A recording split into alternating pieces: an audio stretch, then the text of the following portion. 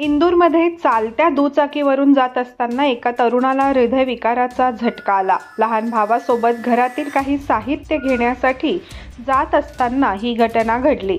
हृदयविकाराचा झटका येताच ते चालत्या दुचाकीवरून खाली पडले. लोकांनी त्याला तात्काळ रुग्णालयात नेले, पण तोपर्यंत खूप उशीर झाला होता.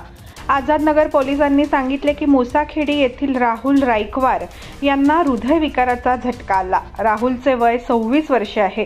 राहुल दुचाकीवर मागे बसलेला होता आणि त्याचा लहान भाऊ दुचाकी चालवत होता. वाटेतच राहुलच्या छातीत दुखू लागले. यानंतर तो चालत्या दुचाकीवरून खाली पडला. आजूबाजूच्या लोकांच्या मदतीने लहान भावाने त्याला तातडीने जवळच्या रुग्णालयात नेले.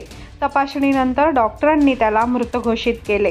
राहुलला 1.5 वर्षांची मुलगी आहे. राहुल हा इलेक्ट्रिशियन म्हणून काम करत होता. त्याच्या जाण्याने लहान मुलीच्या मनातून वडिलांची सावली नाहीशी झाली आहे. काही दिवसांपूर्वीच माधव या 18 वर्षीय विद्यार्थ्याला कोचिंग क्लासमध्ये असताना हृदयविकाराचा झटका आला होता.